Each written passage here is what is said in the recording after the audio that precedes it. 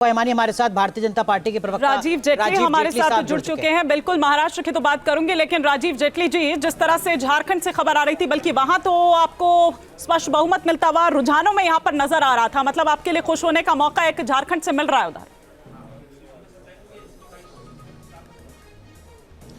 नहीं, आप चाहे दोनों ही प्रदेशों को लीजिए, चाहे महाराष्ट्र हो वो झारखंड हो, थोड़ा सा हम जन भावनाओं को अगर आगे रख के, वैसे तो सम्मान है सभी एग्जिट पोल का, क्योंकि सभी हमें जीतते हुए दिखा रहे हैं दोनों ही जगह पर, लेकिन फिर भी जन भावनाओं को अगर आगे रख के बात करेंगे तो मुझे लगता है आंकड़ा बहुत ऊपर जाने वाला है। ये जीत का आंकड़ा और जीत का अंतर भी बहुत ज़्यादा रहने वाला है, और ये एहसास मुझे लगता है सभी जो हमारे खिलाफ चुनाव लड़े उनको भी है, क्योंकि उन्हें ये मालूम है कि जन भावनाएँ, जनता भारतीय जनता पार्टी के साथ है।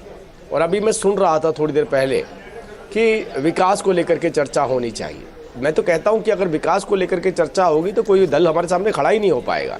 अगर किसी भी विषय के ऊपर चर्चा करेंगे, वो किसान की ले लीजिए, वो डेवलपमेंट के ले लीजिए, इंफ्रास्ट्रक्चर के ले लीजिए, वो देश की सिक्योरिटी की ले लीजिए, तो कहीं खड़े ही नहीं होते हैं हमारे साथ। लेकिन राजीव जेटली साहब, अगर महाराष्ट्र में लाडकी बहन योजना, बटेंगे तो कटेंगे, हम तो कहते हैं राजीव जेटली साहब, अगर महाराष्ट्र में लाडकी बहन योजना आपका मास्टर स्ट्रोक था, तो ये बटेंगे तो कटेंगे की क्या जरूरत आन पड़ी थी? मैं वही बोल रहा हूँ, 70 साल के बाद भी अगर हमें ये बोलना पड़ रहा है कि हम बटेंगे तो कटेंगे, तो इससे अंदाज़ा लगाइए इन राजनीतिक पार्टियों ने कितना काट करके रखा था। और हम ये कह रहे हैं कि बटेंगे तो कटेंगे और उसकी खिलाफत में भी सड़कों पर उतर रहे हैं। तो इसका मतलब एजेंडा बिल्कुल क्लियर है, ये काटना ही चाहते हैं, ही नहीं पाएगा, तो तब इसकी जरूरत क्यों पड़ी? उनका सवाल दरअसल ये था। भाई, जब देश विकसित होगा, जब देश विकसित हो रहा है तो बटने की गुंजाइश कहाँ रह गई है? हम फिर भी कहते हैं कि बटेंगे तो कटेंगे, मतलब हमें एकजुट रहना है, और ये कह रहे नहीं एकजुट नहीं होने देंगे। अनुमा आचार्य कुछ कहेंगे? या तो हमारे नारे राजीव जी, पीछे बोले, अनुमा आचार्य हम रिएक्ट करेंगे आपके इस बयान पर। अनुमा जी, अभिलाष सर आता हूं आपके पास। अनुमा जी, इस देश की जड़ों में जो लोकतंत्र सींचा हुआ है ना, उससे हिंदू, मुस्लिम, सिख, ईसाई आपस में ना बटेंगे ना कटेंगे। ये भारतीय जनता पार्टी कान खोल के सुन ले। दूसरी चीज ये है कि विकास सीमेंट की इमारतें नहीं होता। सीमेंट से देश को भर दिया, लेकिन सामाजिक ताने बाने को छिन्न भिन्न कर दिया, उसे विकास नहीं कहते। और उसमें आपने 3 गुना ज्यादा कर्ज कर दिया देश पर, और जहां जहां भी आपने जो तथाकथित विकास किया है, वहां वहां वो दरक रहा है, वहां वहां वो टूट रहा है। दिक्कत यह है कि जो मुद्दे हैं वो महंगाई मुद्दा है, महाराष्ट्र से उद्योगों का गुजरात शिफ्ट किया जाना मुद्दा है, महंगाई मुद्दा है, बेरोजगारी मुद्दा है, किसानों की आत्महत्या मुद्दा है। लेकिन इन मुद्दों के आगे अगर आप सिर्फ बटेंगे कटेंगे करते हैं, तो मुझे इस बात पे अभिलाष जी की मैं तारीफ करूंगी कि उन्होंने पूरे मन से कहा कि ये गलत बात है। लेकिन आपके चैनल पे आपके जो एडिटर साहब हैं वो कहते हैं आपको अच्छा लग सकता है या बुरा लग सकता है। अरे गलत को गलत तो कहना पड़ेगा ना। जब इतने सारे मुद्दे हैं, इस पे बात ना करके आप बटेंगे कटेंगे करते हैं, तो इस पे तो ये तो आपको पूरी तरह से भर्त्सना करनी चाहिए। ये लोकतंत्र है, इसमें इन चीजों का सामान्यीकरण नहीं होना चाहिए। जिन्होंने कहा मंगलसूत्र ले जाएंगे, उन्होंने सोना इतना महंगा कर दिया कि आज मंगलसूत्र बना नहीं सकती एक महिला। अगर अनुमा आचार्य शब्दों की मर्यादा, बिल्कुल आप सही कह रही हैं, तमाम नेताओं को रखनी चाहिए। नाना पटोले को भी विवादास्पद बयान नहीं देना चाहिए था। फिर जिस तरीके का बयान नाना पटोले ने दिया, मैं उन शब्दों का इस्तेमाल यहाँ पर नहीं करना चाहूंगा। मैं उद्धव ठाकरे के 18 नवंबर के उस बयान को भी कोट नहीं करना चाहूंगा राष्ट्रीय चैनल पर, जो उन्होंने दिया था 18 नवंबर को। आप गूगल कीजिएगा। शब्दों की मर्यादा हर दल को दिखानी चाहिए, बिल्कुल आपकी बात सही है, लेकिन मामला एक तरफ हो तब आलोचना होनी चाहिए। लेकिन अभिलाष खांडेकर कुछ कहना चाह रहे हैं। तो मैं सिर्फ छोटी सी बात ये कहना था कि जेटली आप जो कह रहे थे बिल्कुल सही है कि भारतीय जनता पार्टी ने यदि विकास के काम किए हैं और उसी के आगे दूसरा कोई भी दल नहीं टिक सकता है, तो ये बहुत सही बात है।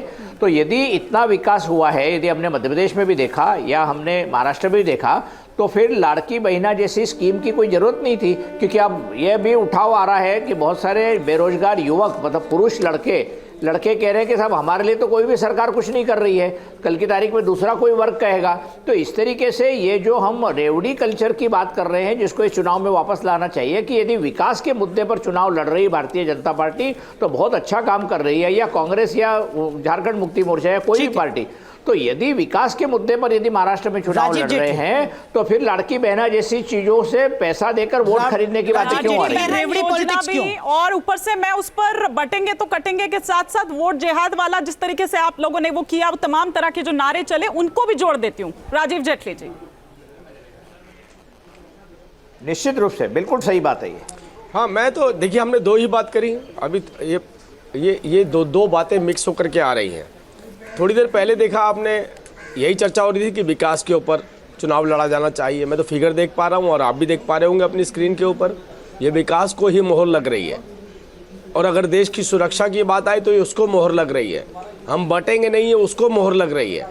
इस देश को भारतीय जनता पार्टी की ज़रूरत है और प्रदेशों को भारतीय जनता पार्टी की ज़रूरत है, ये उस पर मोहर लग रही है। अभी तो डिबेट का सब्जेक्ट ही चेंज हो गया। अभी तो ये सब्जेक्ट होना चाहिए कि ये राजनीतिक पार्टियां जिस एजेंडे पे चल रही है उस एजेंडे में कितनी देर तक ये सर्वाइव कर पाएंगी। बटेंगे तो कटेंगे। मुझे राजीव लगता है जेटली सब्जेक्ट जी, बदलना चाहिए। क्या ये एक सकारात्मक नारा था? हमें नहीं बताना। ये एक सकारात्मक नारा था क्या? बिल्कुल है सकारात्मक। अच्छा, हमने तो बढ़ते हुए देखा है, आपने नहीं देखा। हमने तो बढ़ते हुए देखा है 2-2 बार, और बटे भी और कटे भी। नहीं कटे बताइए, 2 बार देश बटा और दोनों बार कटे भी। हम तो ये कह रहे हैं कि अब नहीं बटना है और ना ही कटना है। तो इस बात के साथ कौन सी राजनीतिक पार्टी नहीं खड़ी होगी बताइए? अगर ये लोग कहते हैं कि हमें बांटने और काटने में ही मजा आता है, तो ये रिजल्ट जो आपकी स्क्रीन पर नजर आ रहे हैं उसी का परिणाम है। लेकिन मनोज सर, जो बात अभिलाष खांडेकर ने उठाई है कि भाई अगर विकास पर चुनाव लड़ा जा रहा है तो फिर इस तरीके की लाडकी बहन योजना की क्या जरूरत? अभिलाष सर, मैं आता हूं आपके पास।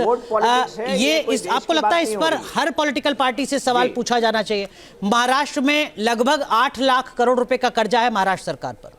देखिए, ऐसा है कि जहाँ तक विकास की बात है तो अगर हम देखें तो ये वाला इलेक्शन ही नहीं, बल्कि अगर पहले के भी अगर हम देखें इलेक्शन, जिस समय अगर आपको ध्यान होगा अटल बिहारी वाजपेयी जिस समय प्राइम मिनिस्टर थे, इंडिया शाइनिंग का उस समय नारा था कि इंडिया शाइनिंग, और उस समय स्टॉक मार्केट ऊपर था। लेकिन मतलब जो भी था, खैर हमारे जो भी इकोनॉमिक इंडिकेटर्स होते हैं वो इकोनॉमिक इंडिकेटर सारे के सारे ऊपर थे। उसके बाद भी बीजेपी इलेक्शन हार गई। तो एक बात तो साफ है कि सिर्फ विकास एक मुद्दा हो नहीं सकता। विकास होना चाहिए, अच्छी बात है, होता है, लेकिन फैक्ट ये है कि हमारा कोई भी इलेक्शन सिर्फ विकास के मुद्दे पर आज तक किसी ने कॉन्टेस्ट नहीं करा। और अगर किसी ने कॉन्टेस्ट करने की कोशिश करी, जैसे कि पहले वाला जो एनडीए था उसके सेकंड रिजिम में जैसे कोशिश की गई, तो उसमें वो इलेक्शन हार गए। दूसरी बात क्या है कि अगर आप देखें तो ये विकास की ही नहीं, आज आप देखें ना कि हमारा जो जीडीपी का जो खर्च एजुकेशन पे होना चाहिए वो आज की रेट तक खर्च नहीं हुआ पिछले 70-80 साल में। हमारा 2% या 3% ही होता है। आज तक ये कभी इलेक्शन का मुद्दा नहीं बना है एजुकेशन का, ठीक है ना? तो तो यही कारण है, वही हेल्थ के साथ भी है। हाँ, वही रिसर्च के साथ भी है। हेल्थ के साथ है, रिसर्च के साथ है। तो आप देखिएगा कि यही एक कारण है कि इकोनॉमिक इंडिकेटर से डेवलपमेंट हो। उसके अलावा जो डिविसिव पॉलिटिक्स होती है, लोगों को बांटने की जो पॉलिटिक्स है, वो पॉलिटिक्स हर इलेक्शन में काम करती है। अगर हम लोकसभा में बात करें तो लोकसभा के इलेक्शन में राहुल गांधी जी ने कहा कि भाई कास्ट सेंसस होना चाहिए और जिसकी जितनी आबादी है उस हिसाब से नेशनल रिसोर्सेज उनमें बंटने चाहिए। और उन्होंने तो बल्कि उस समय तो ये भी था वो मतलब कि उस समय मनमोहन सिंह का वो कोट भी सामने आया जिसमें उन्होंने कहा कि मुस्लिम्स का हमारे देश के नेशनल रिसोर्सेज में पहला हक है। अगर ये सारी बातें इलेक्शन में आई हैं तो ये अगर डिविसिव पॉलिटिक्स नहीं है तो क्या है? Exactly. और जिस हर तरह की डिविसिव पॉलिटिक्स, चाहे वो बीजेपी करे, चाहे कांग्रेस करे, चाहे धर्म के आधार पे हो, चाहे जाति के आधार पे हो, हर पॉलिटिकल पार्टी को उसको क्रिटिसाइज करना चाहिए और हम भी उन डिविसिव पॉलिटिक्स को क्रिटिसाइज। और अनुमा आचार्य से मैं इस पर एक क्विक रिएक्शन ले लेती हूँ। अनुमा आचार्य जी, सुना होगा आपने, क्या वो ये डिविसिव पॉलिटिक्स नहीं थी? हाँ बिल्कुल, वो पहले ही कह रही हैं कि मैं रिएक्ट करूंगी।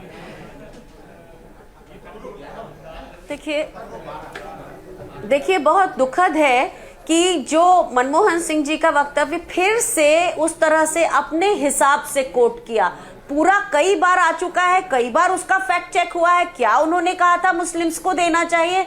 उसमें उन्होंने कहा था दलित, अल्पसंख्यक और पिछड़ी जातियों को देना चाहिए।